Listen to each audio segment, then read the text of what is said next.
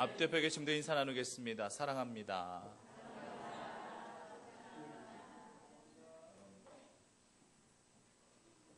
사랑하십니까?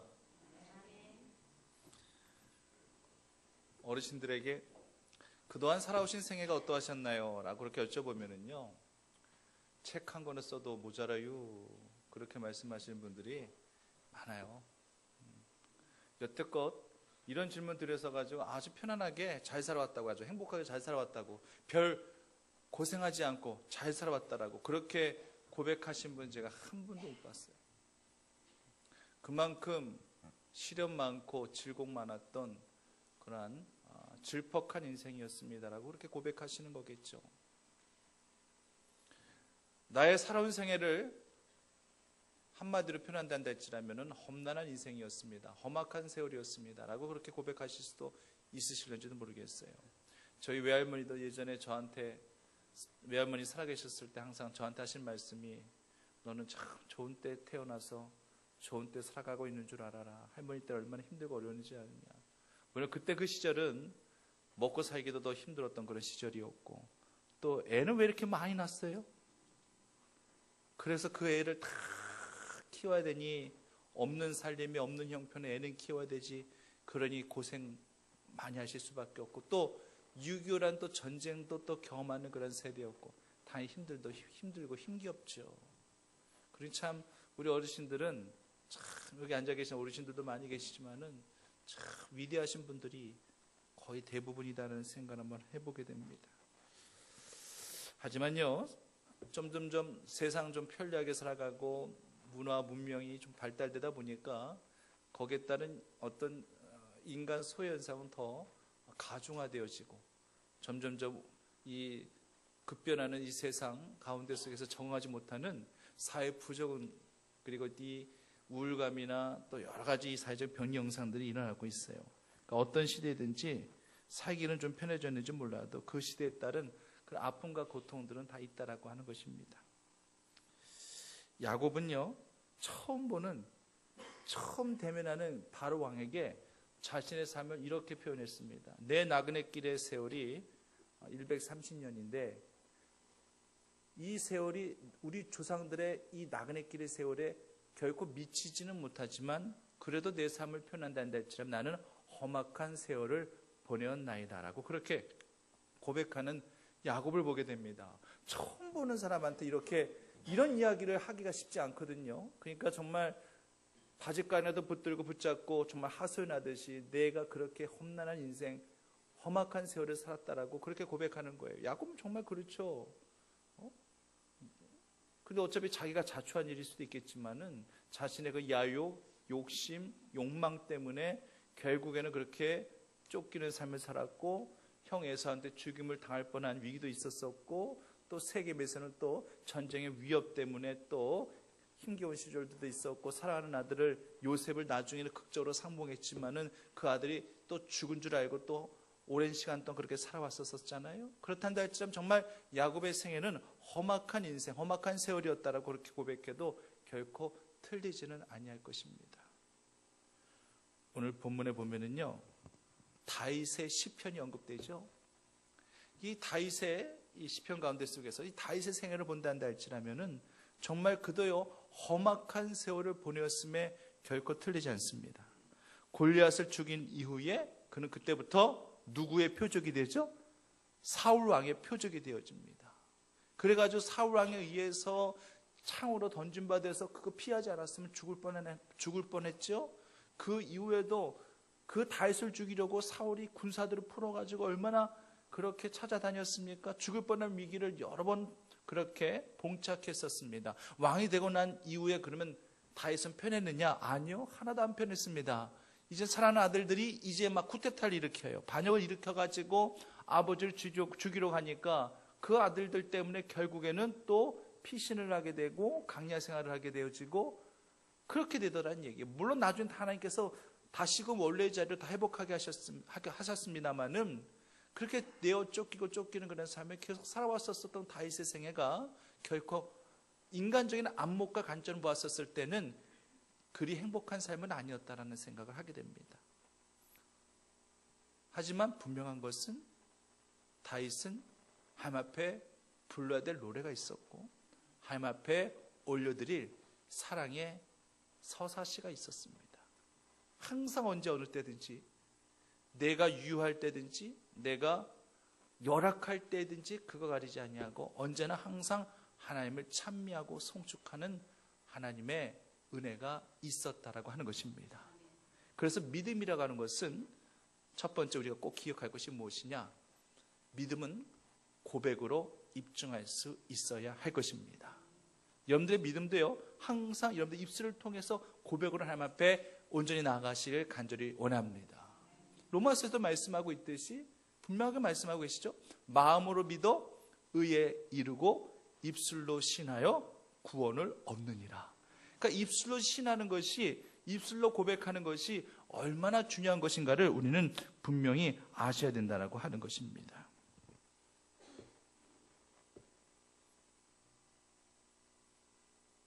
연인들이나 각 결혼한 지 얼마 안 된 그러한 신혼부부들 가운데 속에서 자꾸 자기 날 사랑해?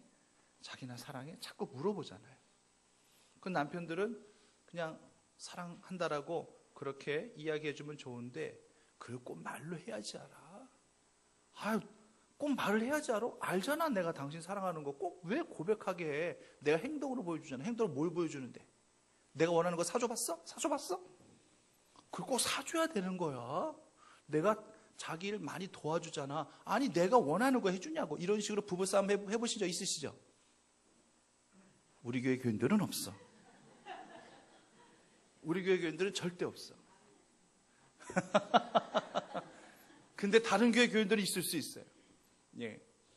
아니 내가 원하는 걸 해줘야지. 근데 그런 거 갖고 괜히 사랑 타령했다가 사랑 고백 드리려고 했다가 부부싸움 하는 경우들이 굉장히 많아요. 종종 있어요. 사실상 와이프들은요, 또 연인들 가운데서 여자는요, 그냥 사랑한다는 고백 그거요, 옆구리 찔러 절받기라는 거 본인들도 알아요. 그러나 그렇게 해서라도 사랑 고백을 받기를 원한다는 얘기예요. 그 입을 통해서 고백받기를 원한다는 거예요. 그것도 모르고 남편들은 자꾸만 그거 아끼려고, 아낄 게 따로 있지 그거 뭐 아낍니까? 언제든지 사랑이란 말을 자발적으로 고백하실 수 있는 남편들과 여러분들 모두 되시기를 간절히 바랍니다.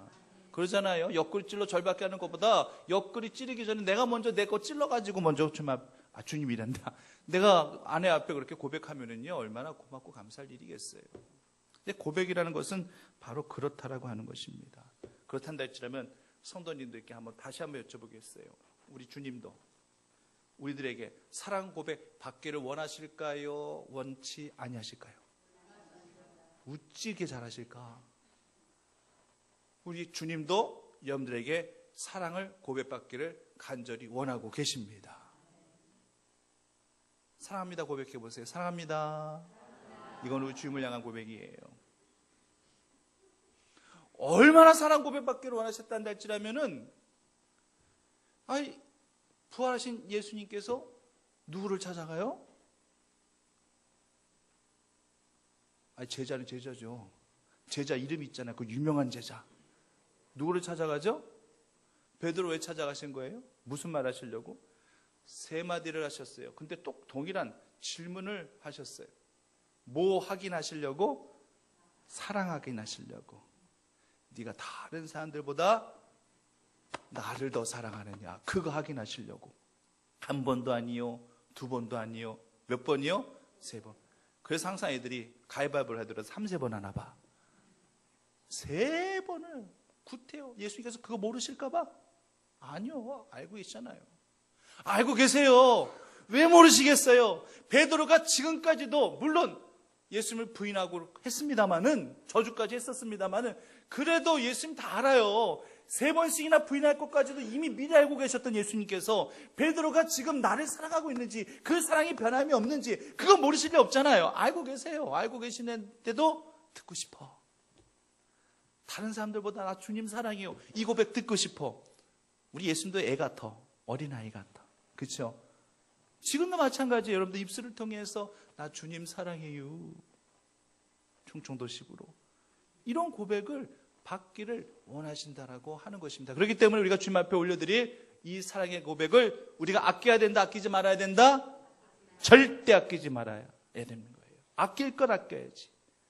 주님에 대한 사랑의 고백은 절대 아낄 필요가 없어요. 예수님께서도요, 병자들 치료하실 때에 대화를 나누시면서 이 사랑 고백, 믿음의 고백을 받기를 원하셨던 분이에요.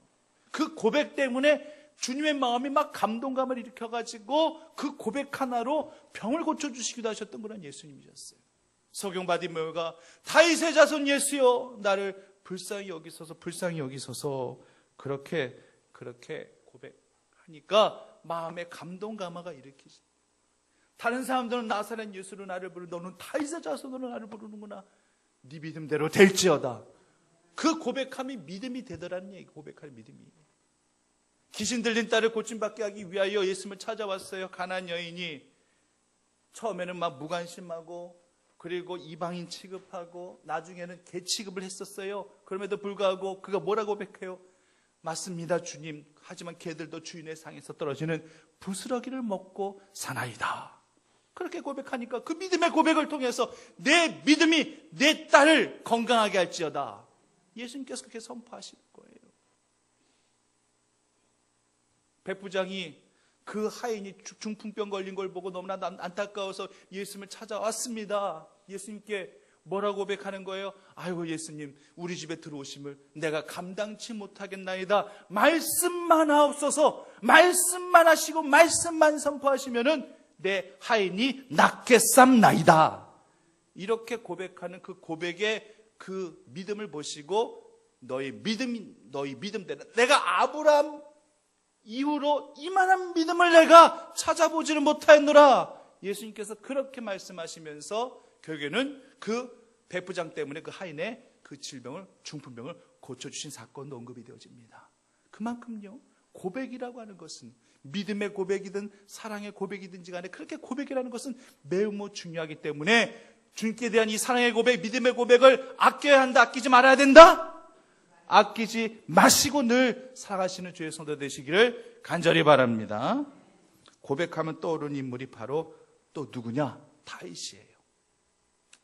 고백하면 항상 다윗을 다윗의 그 마음, 그 주님을 향한 사랑의 마음, 그 주님을 향한 이 믿음을 이 시편에 모두 담아 놓은 거예요. 그래서 시편의 말씀은 고백의 그러한 시다라고 그렇게 말씀을 드릴 수가 있습니다. 물론 그렇기 때문에 우리들도요, 저도 여러분들도 마찬가지일 거예요. 그냥 일반적인 유명한 그런 시를 읽어도 물론 감동이 있죠, 감흥이 있죠. 그런데요, 신앙시에는 더 감동이 옵니다. 왜? 이미 우리는요, 우리 마음속에 이미 하나님이 이미 이 안에 내재되어 계시고 우리와 함께 하시기 때문에 그 신앙을 통한 그 신앙의 결정체인 그 시들은요, 신앙의 시들은 우리에게 감동과 감화를 준다라고 하는 것입니다. 이미 우리 안에는요, 하나님을 송축하는 마음, 하나님을 찬미하고자 하는 그런 마음이 있기 때문에, 하나님을 묵상하는 그런 마음들이 다 있기 때문에 그런 시에 우리는 모두는 다 감동을 받게 돼 있다라고 하는 것입니다.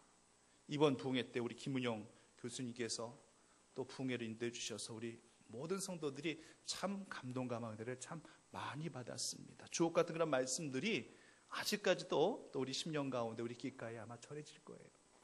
그 가운데 속에서도 우리 목사님께서 항상 시간대마다 시를 소개해 주시면서 주님을 묵상하게 하셨고 우리 신앙이 냉랭해졌던 그런 감성들을 많이 일깨워 주셔서 참 감사했습니다. 시라고 하는 것도 고백이고요, 편지라는 것도 고백이고요, 말로 할 수 없는 고백들을 글로 표현하는 거예요.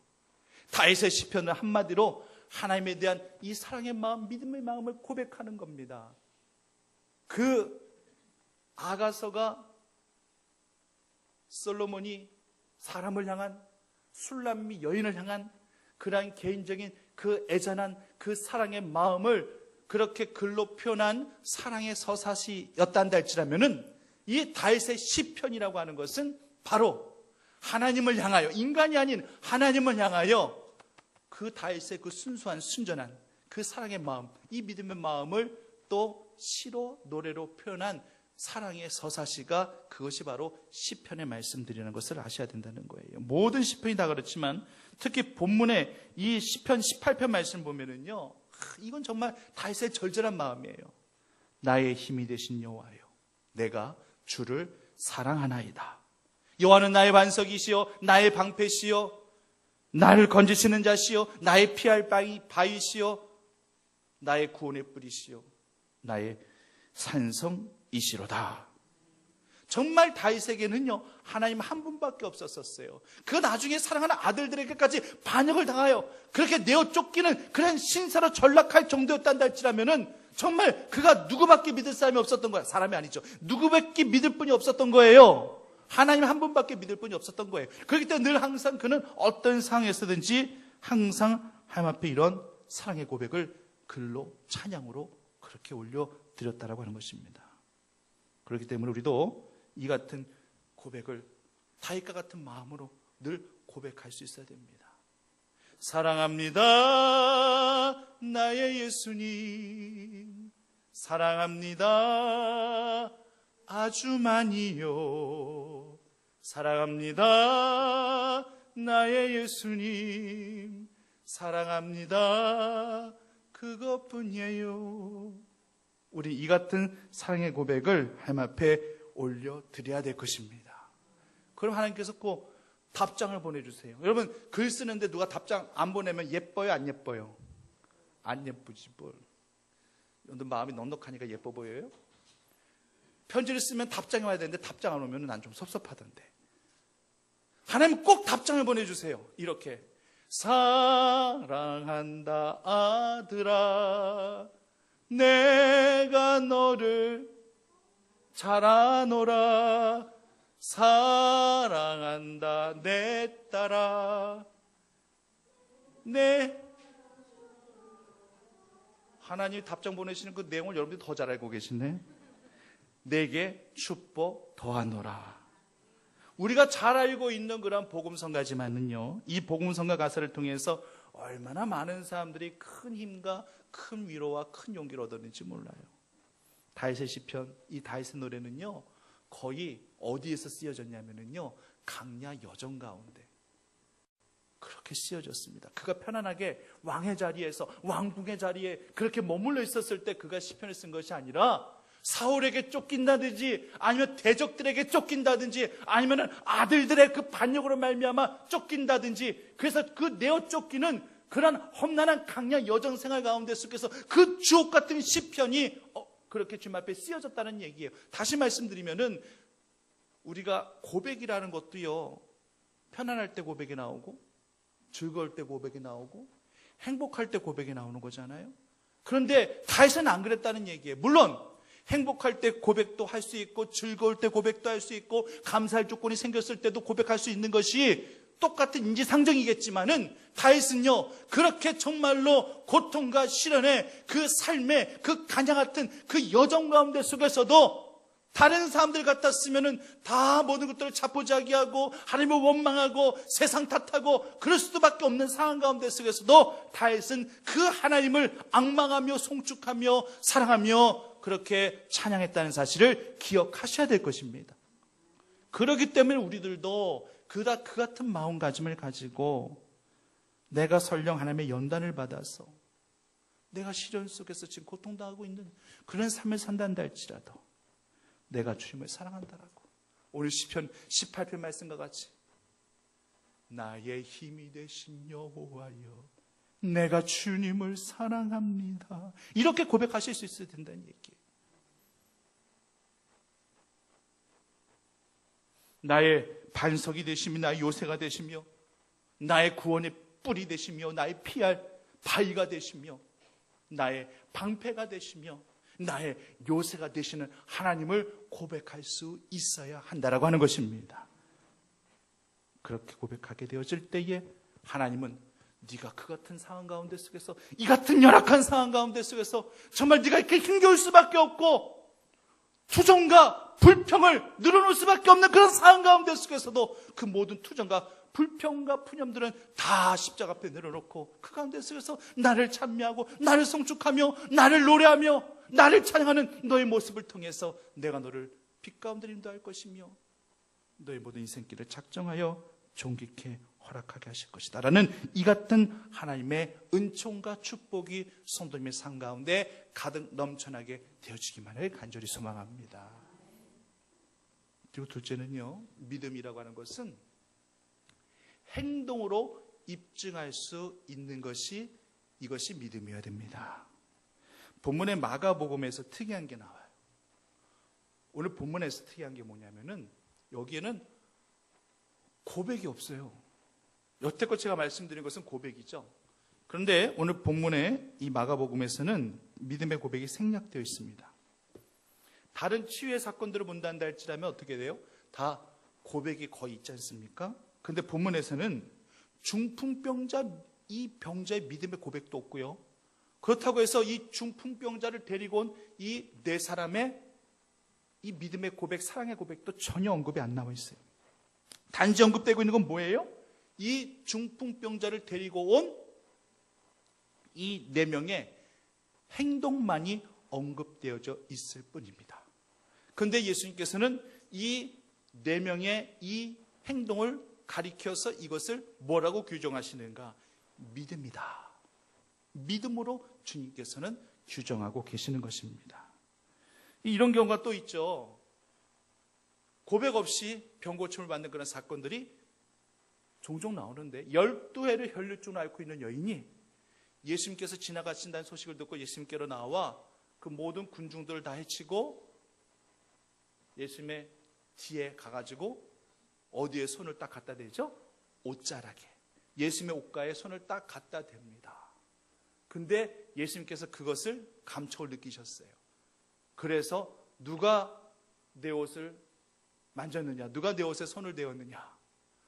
12에 혈류증하는 여인이 예, 제가 만졌나이다. 그때 예수님께서 뭐라고 하셨어요? 너 왜 만졌어? 왜 감히 나를 건드려? 왜 감히 내 옷자락을 네가 왜 만지는 거야? 이렇게 말씀하셨어요? 예수님께서 뭐라고 말씀하셨는지. 그렇죠. 뭐라고요? 내 믿음이 너를 구원하게 하였느니라. 아니 뭐 고백하기를 했어요. 뭘 표현하기를 했어요. 단지 예수님의 뒤에 와가지고 옷가에 손 한번 갖다 댄 것밖에 없는데 예수님께서 이것을 뭐라고 규정하시는 거예요? 믿음. 이미 아신 겁니다. 이미 이 12의 혈류병 앓은 그 여인의 고통을 이미 보셨고 그 마음의 중심을 보신 거예요. 그 마음 중심이 뭐라는 거예요? 어떤 거였습니까? 내가 예수님의 감히 내가 예수님 앞에 나아가 정말 대화라도 하고 싶다 한다 할지라도 나는 그럴 처지와 신분도 안 되고 나는 단지 그저 예수님의 옷가에 손이라도 된다 할지라면은 이 병이 나을 수 있을 것 같은 그런 확신, 그런 믿음이 있었기 때문에 이 예수님 옷가에 손을 갖다 댄 거예요. 이것을 예수님께서 아셨기 때문에 그 마음, 그 중심을 아셨기 때문에 예수님께서 아예 거기서 선포를 해버리신 거예요. 이 같은 행위가 믿음으로 여겨지더라고 하는 것입니다.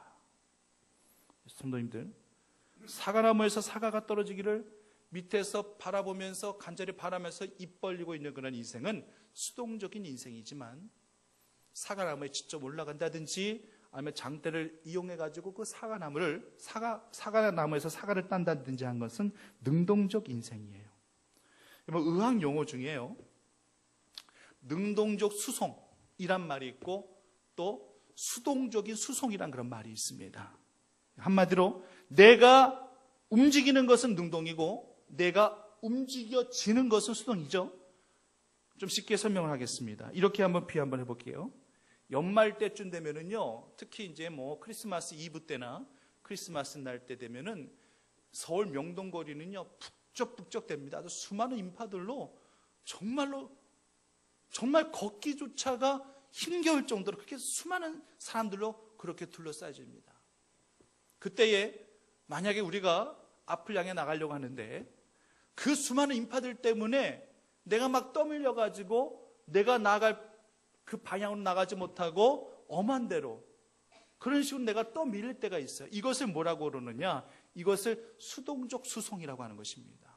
내 의지와는 상관없이 떠밀려가지고 내가 다른 데로 가 있다는 이것이 바로 수동적인 수송이라는 거예요. 그런데 어떤 사람은 그래도 나는 기필코 나는 여기를 뚫고 나는 가야 되겠어. 그래서 거기를 뚫고 나가는 거예요. 뚫고 원하는 지점까지 가는 거예요. 이것은 능동적인 수송이라고 하는 겁니다. 수동적인 수송에는요, 이것을 뚫고 나갈 어떤 힘도 갖지 못합니다. 이것을 뚫고 나갈 어떤 의지조차 갖지 못하는 거예요.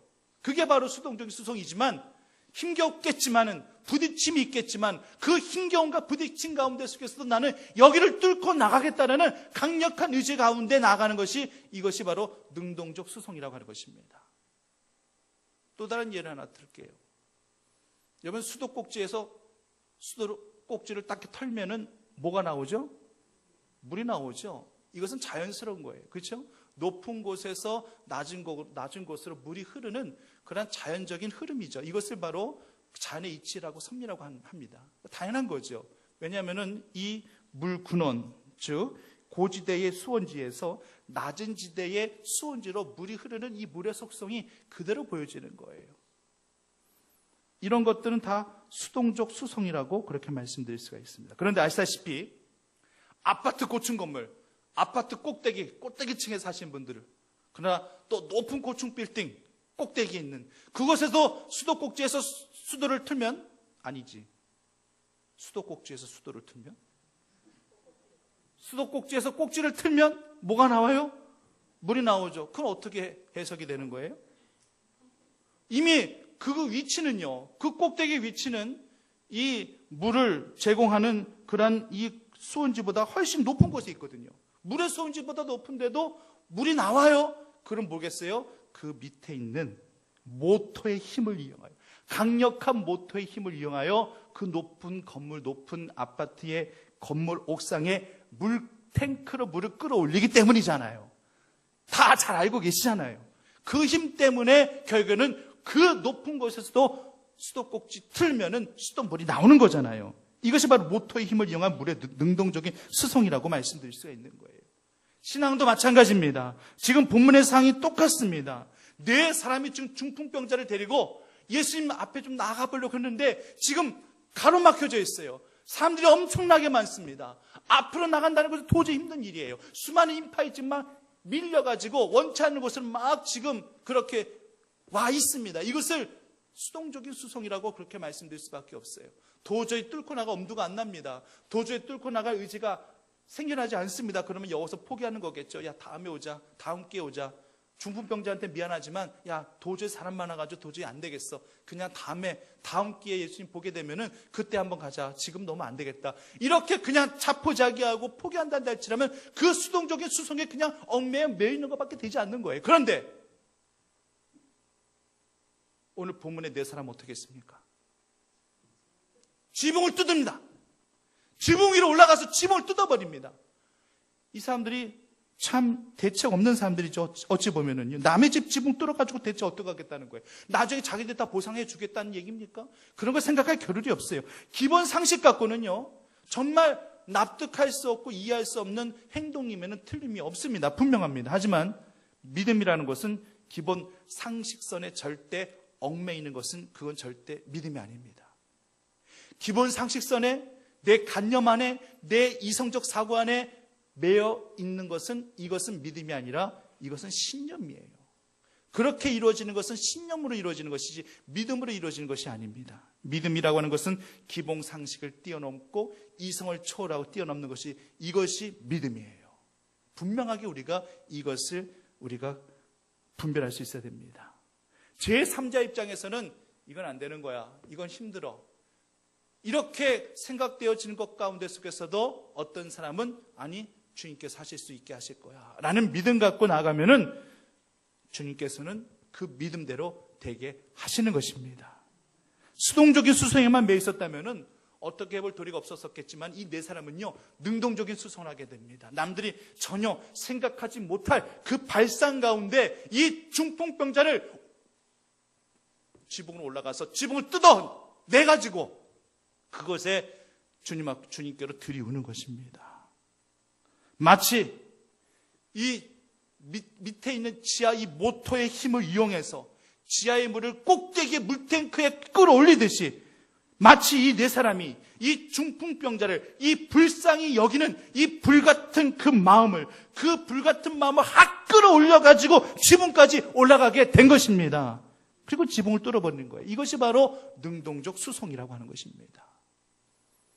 상황을 보면, 환경을 보면 그냥 수많은 사람들 그 장벽 앞에 포기되어지는 것이 맞고요. 그 수많은 사람들을 가운데 떠밀려지는 것이 맞아요. 거의 대부분의 사람들이 이런 수동적인 수송에만 머물러 있으려고 합니다. 하지만 이 네 사람이 이것을 극복하고 능동적 수송으로 변할게 합니다. 여기는 분명히 확신이 있었어요. 어떤 확신이 있었겠습니까? 이 중풍병자를 주님께로만 데리고 갈 수 있다 할지라면 주님께서 분명 이 중풍병자를 고쳐주실 거야. 이 같은 불같은 확신이 없었단다 할지라면 절대로 이런 행동을 할래야 할 수가 없는 겁니다. 이건 믿음이에요. 주님께서 이것을 믿음으로 규정하고 계시는 것입니다. 사랑하는 성도님들, 성도님들에게도 지붕이라도 뚫을 수 있는 믿음 있으십니까? 정말 지붕이라도 뚫을 수 있는 그런 믿음 갖고 하루를 정말 그렇게 살아가고 계십니까? 하나님과 나 사이를 가리는 그 모든 휘장들은 다 걷어내버리고 어떤 장벽이라도 정말 주님께로 나아가고자 하는 신앙적 의지, 능동적 수성의 믿음이 과연 여러분들에게 과연 있으신 것입니까? 성도님들, 우리가 우리 손으로 직접 지붕 뚫지 않아도 돼요. 괜찮아요. 우리가 믿음을 갖고 구체적인 행동으로 우리의 믿음을 주님 앞에 보여드리면서 믿고 간구하면 그 문제의 지붕은 하나님께서 뚫어주시기도 하시는 거예요. 우리가 가진 두 손으로 하늘을 가릴 수 있나요? 못 가립니다. 절대 못 가립니다. 지구상에 있는 모든 사람들이 다 세상 밖으로 나아가서 자, 우리 모두 그냥 하늘을 다 가려봅시다 해가지고 그 손바닥으로 하나님 그 하늘 가려지겠습니까? 못 가립니다. 절대 못 가립니다.